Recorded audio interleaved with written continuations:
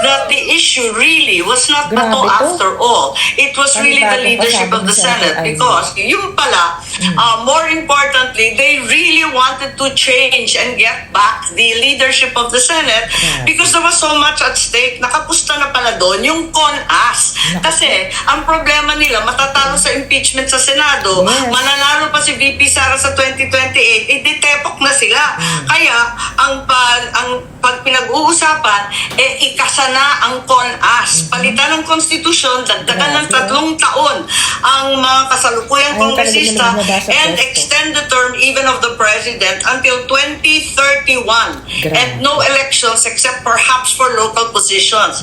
The other alternative was also discussed to raise the age for the presidency from 45 to 50 so Grabe, that talagang VP hindi pa Sara pwede si would be VP Sara. disqualified. So Gagawin this is talaga a nila very lahat. high stakes game. It has little or nothing to do with Bato. He appears to be just a sidelight. Yes. And galit ang Pilipino sa term extension. Ayaw natin ng Noel. Bakit natin pipilitin na naman to? This has lost time and time again. Eh, yung If you kapatid recall, mo before the vote on the impeachment, 3 yung incentive package. 20 million in cash, 200 million, 250 pa in hard or infrastructure DPWH project. Malamang may flood control pa yan para matindi ang kickback. Yes, Ikatlo, sigurado yan. don't worry about the churches, don't worry about Visayas, Mindanao, and the DDS because there will be no election. Noel ang benta nila. Yun ang part 3 ng incentive package. Tapos, yun nga, gusto nila tigilan na ang flood control investigations kasi mabigat na yung ebidensya, limpak-limpak na yung dokumento, ang dami nagpipresenta. At Ito pa, kahit kamag-anak ko, klaro naman na may ebidensya na kay Martin Romualdez, andyan kay Sandro Yun. Marcos, andyan rin kay Presidente Kapatid mo. Bongbong. Ayun. Kamag-anak ko to, pero wala tayong magagawa. Yan na yung Yes, ebidensya. dapat lang. Pagkatapos, yung pinag-uusapan, yung budget na, because July 2027 budget already, and then 2028, alam natin, that's the election Wala nga budget. talaga, grabe. And Ayan it na, was yung panibagong assured to plano the nila. congressmen, this will also be the CONAS budget. We are going to change the constitution, and yun ang gagawin. Magkakaroon ng CONAS na kasalukuyang inuutos. Ayan, at linuluto na ng maigi.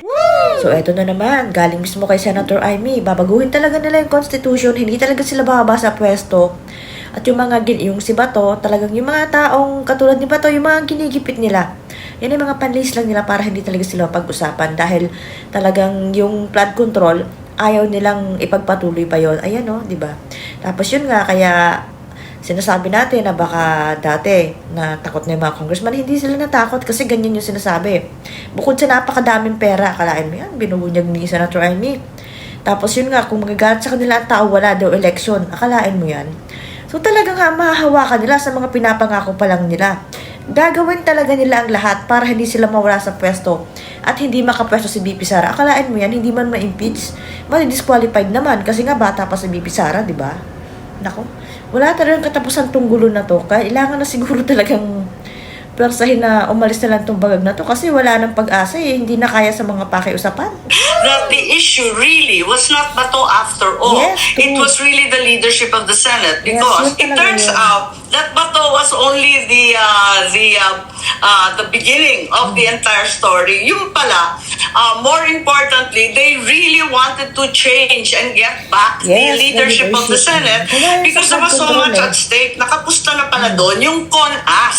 Kasi Grabe, ang problema nila, matatalo sa impeachment sa Senado, True. mananalo pa si VP Sara sa 2028, iditepok nila na hayaan sila. mangyari yan. Kaya ang pag pinag-uusapan, ikasa na ang CONAS. Palitan ng konstitusyon, dagdagan ng 3 taon ang mga kasalukuyang kongresista and extend the term even of the president until 2031. Grabe. And no elections except perhaps for local positions. Kalain The mo yan, other ah. alternative was also discussed to raise the age for the presidency Wala. from 45 Gagawin talaga to sila lahat. 50 so that VP Sara would be disqualified. So this is a very high stakes game. It has little or nothing to do with Bato. He appears to be just a sidelight.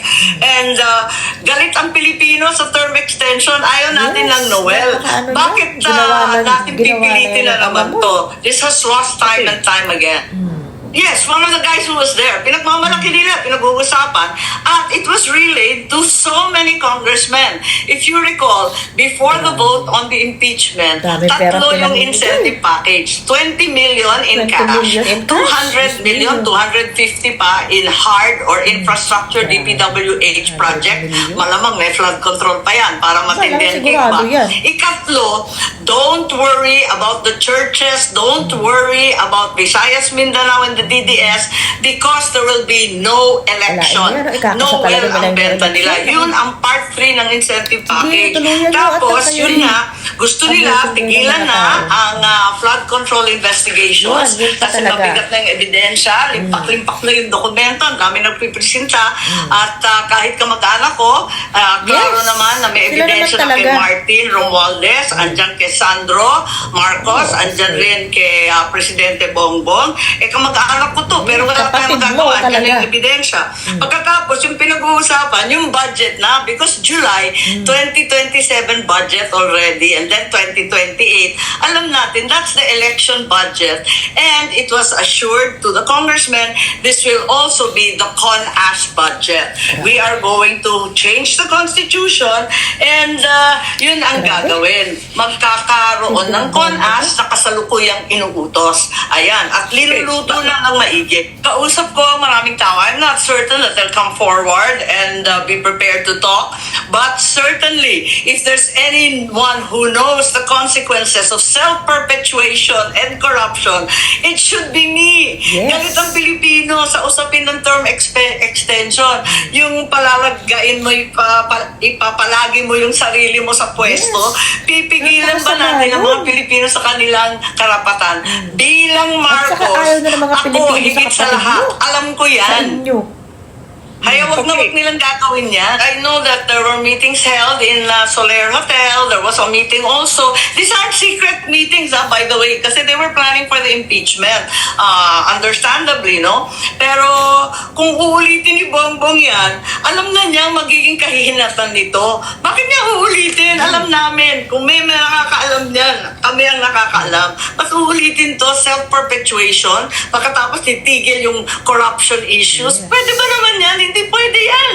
I haven't spoken to Borji, but I was told that he was part of the conversation. Yes, I was told that clearly he was part of the meeting as well as the consequent explanations given to the congressmen who were assured not to worry about all the churches that were very angry, as well as not to worry, especially for the Visayas and Mindanao congressmen. Huwag kayong mag-alala, wala namang eleksyon eh. Noel tayo. Hanggang 2031 kayo, pati ang Pangulo.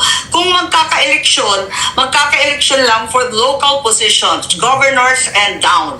Wala yung national. Kaya no problem. Bumoto kayo sa impeachment. Don't worry. Ganun yun eh.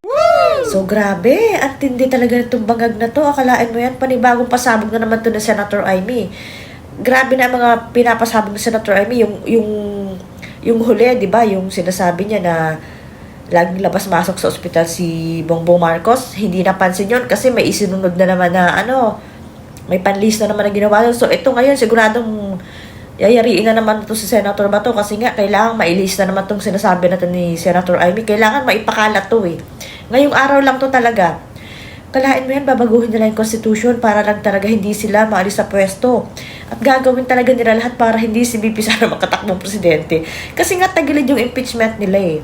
Tapos yung flood control talagang papunta na talaga kay Martin, kay Sandro, saka doon sa kapatid niya. Ayan, si Amy Marcos na rin ang nagsasabi. Nandyan na yung mga ebidensya, yung mga taong titistigo. Kaya kailangan, gusto talaga nila, mapahinto yan. Ang napakasama talaga nitong taong to. Kalain mo? Sinasabi na ni Senator Amy na nag-meeting talaga sila sa Soler. Kasi nga, doon sa impeachment at dito sa gagawin nila. Tapos kaya pala, di ba, ina-expect natin dati na parang matatakot ng mga congressman kasi nga, hindi sila iboboto. Yan ang panakot.